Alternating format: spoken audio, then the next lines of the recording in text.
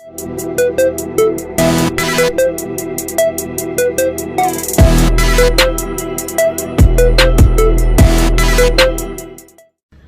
back to another Q&A. It is June 29th, 2020, and let's see. This one wasn't topic specific, so variety of questions. There's some good questions on this one, actually. One of those weeks we had some good submissions. So, all right. First, let me go over to Facebook here. See what we have. All right. Don't mind my, looks like pond water. It's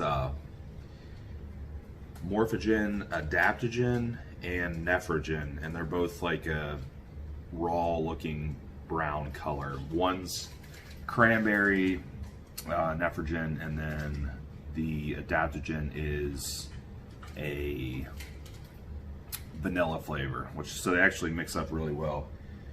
But yeah, looks gross, mixes good.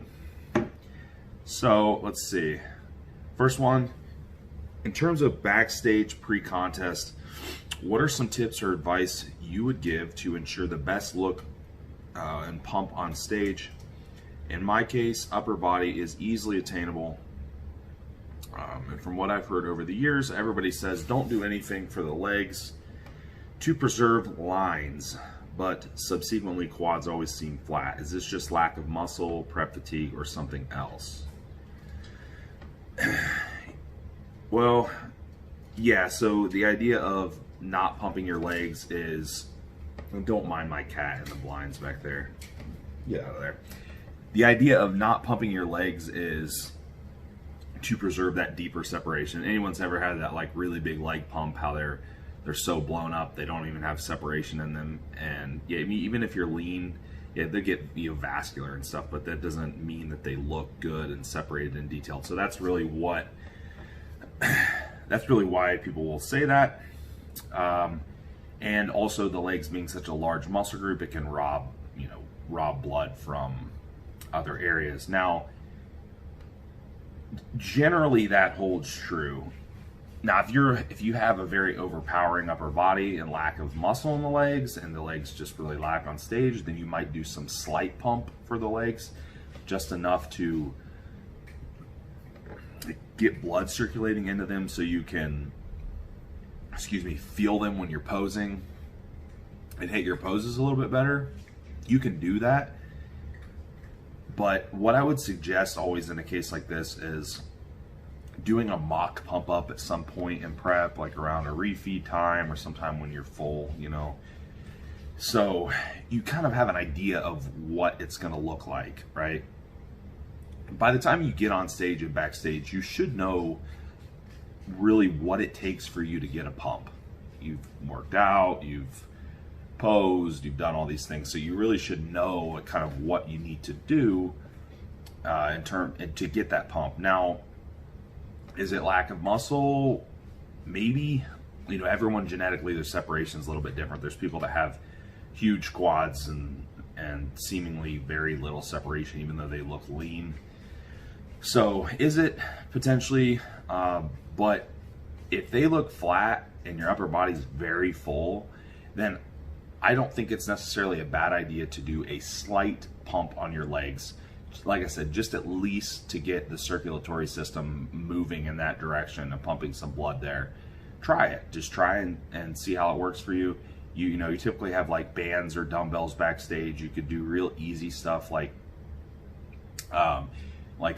hook a band around the ankle and just kind of like extend the legs out, for like a mock leg extension. Same thing with a leg curl, so generally that's not what I'm going to recommend, but I've had people where I have had them do some leg pump work because they just have such an imbalance here, kind of what you're talking about, and it does work.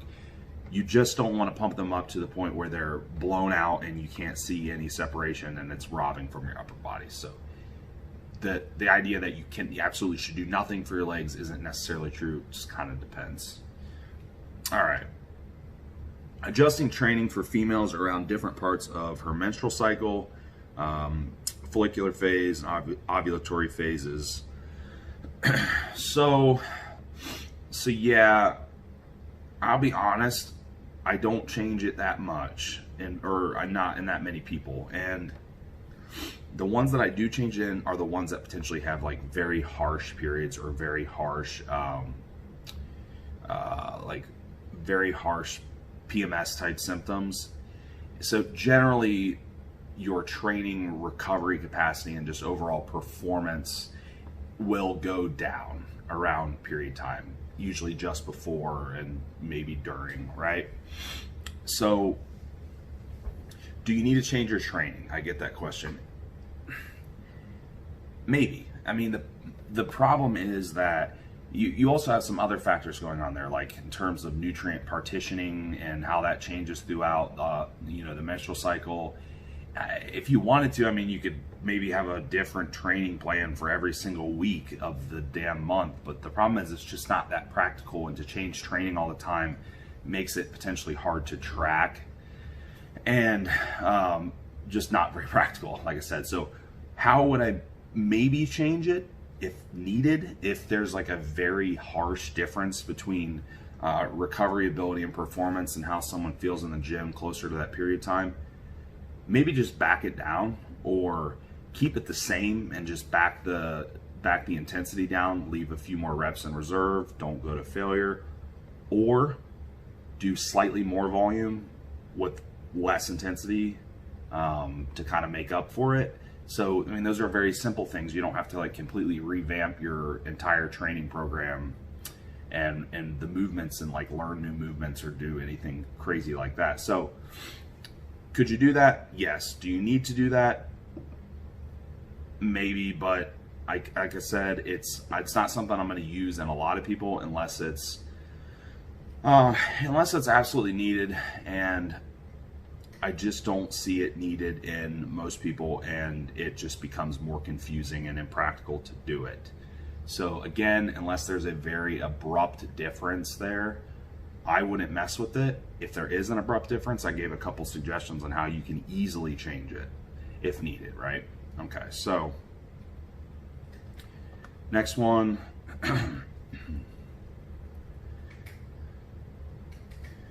What would you ask from a client beforehand when considering GH or MK677? Blood glucose being one, but what about things like family history of cancer or the likelihood or risk of cancer from GH? Low. I'm not sure what they mean by low at the end. Well, yeah, I mean, pre-existing, so, all right.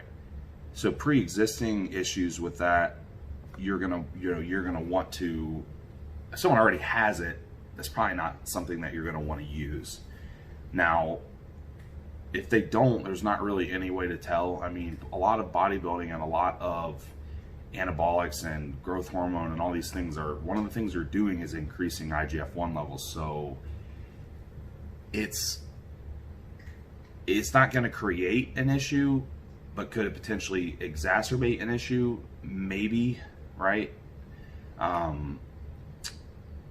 When we look at IGF-1 specifically, we want to talk about localized versus systemic.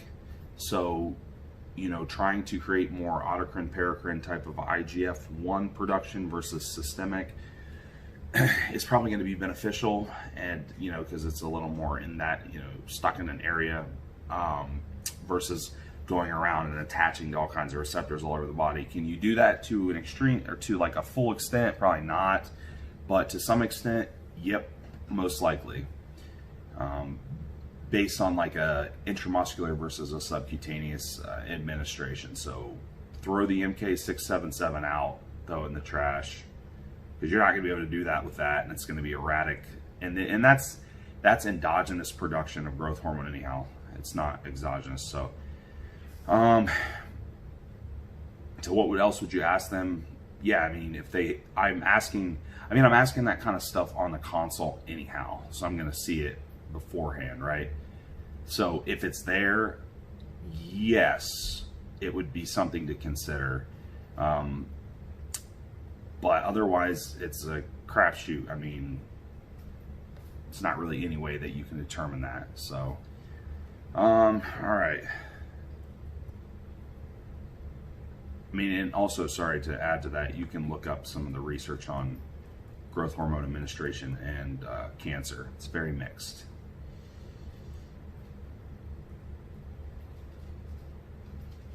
Okay. Most intense person you've trained with.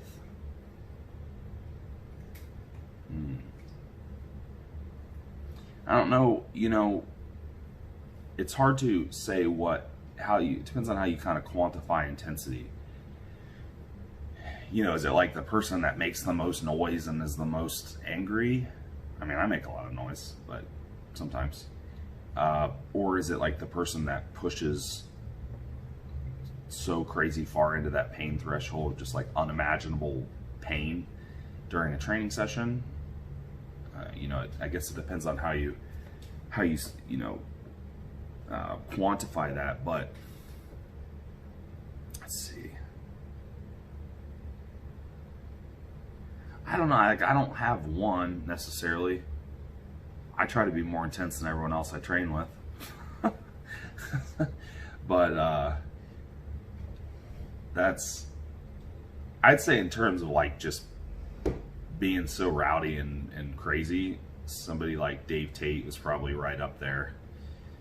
A couple of the people that I train with at home gets pretty crazy when it's just me and them in there. It can get pretty nasty. So that would probably be my answer. No one really jumps out at me that's like way above anyone else. There's like a couple of examples there.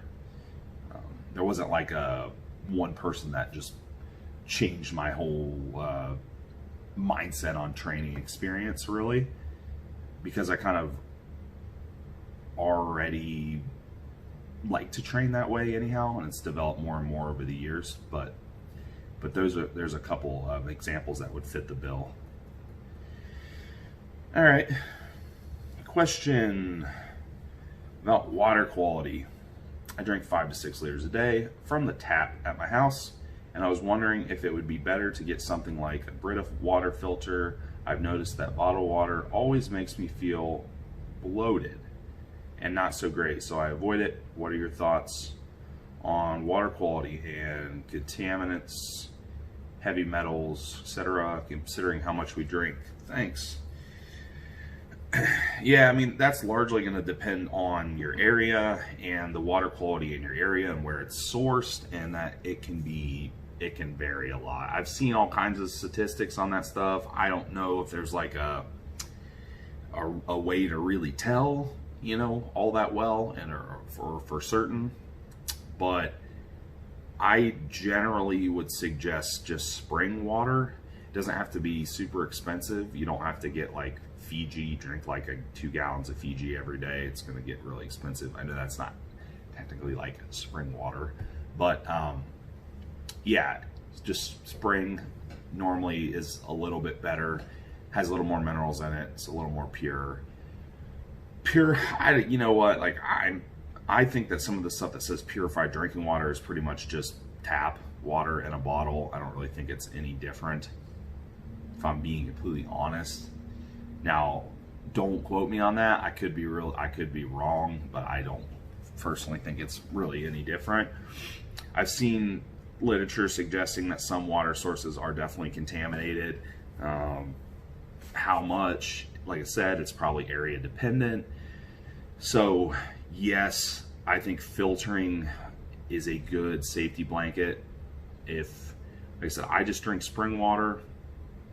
If you want to do gallons, you want to get if you want to do like a BPA free type plastic and and all that stuff, it's always good. Like I suggest all that stuff. I think that it's easy. It's easy to do. It's so easy to do that stuff in today's day and age that why not, right? Just eliminate the toxins where you can. All right. So while one thing in particular might not hurt you, like something in your water, when we start taking the total toxic load that our body has to filter and process through so many things: water, plastics, like especially for like heating plastics up frequently and leaching, you know, into your food, cosmetic products, hygiene, you know, hygiene products, deodorants, body wash, shampoo, all this stuff. I mean, there's so many different things. So I mean, anywhere you can just easily reduce that toxic load is going to be a good idea. Because yes, we filter toxins just fine. We're designed to do so, but at a point, I mean, there is a toxic load that does become difficult for your body to process and can start boogering other things up. Yeah, I mean, I've literally had people that I've done consults with that I've eliminated certain things and their skin clears up and their stomach starts to feel better and all that. So I mean, it's not, there is some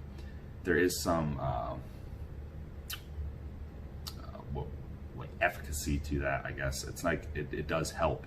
So if you're noticing that from that bottled water, I would switch to a different type or spring or something else, or filter your own tap. At least, you know, see how it feels. And then last one, does RALA do much? Thanks in advance. Does it do much? Well, I know RALA, or the R isomer, I believe is what the technical term would be for, is that what they asked? R-lipoic, yeah. Yeah, the R isomer of alpha lipoic acid, often touted as a GDA, an antioxidant. So yeah, if I'm recalling correctly, it does lower A1C. It has some like nervous system regeneration activity, which is probably kind of like secondary to it being an antioxidant. And if it's an antioxidant, so it probably has some benefit towards oxidative stress, right? So yeah, it definitely does something. I mean, it's a supplement that I suggest. A lot of time I have people take Morphoprime, which, yeah, I'm giving it a plug, that's fine, you know. Morphoprime, which has alpha lipoic acid. Now, does it matter if you take the S isomer, like the regular alpha lipoic acid, or the R isomer? Not really. It's just kind of a dose thing. That's why you'll tend to see the R lipoic acid in a lot smaller doses, like 100 milligrams or maybe 200 milligrams, and whereas you would see the traditional alpha lipoic acid, as it's labeled, in like 600 milligrams, or you know, or so, right? So yeah, I mean, you could really use either, but yeah, definitely has benefits. There's no doubt about it. It's proven and documented. You could look up a source like examine.com and go on there, and it'll have links to the actual literatures the actual studies that they've compiled for that ingredient. But yes, there are studies behind it. It does the things that I mentioned, and among other things, it has other benefits as well. So yep, it's a good thing to include if you want to include it on its own, or with, like I said, I mentioned a combination supplement that already has it in it as a health supplement. So it's not a bad option for sure. So I think that is it for today. Yep, that's all we have for this time. I appreciate, see, I can't even talk today. I appreciate the questions, and I'll talk to everyone next time.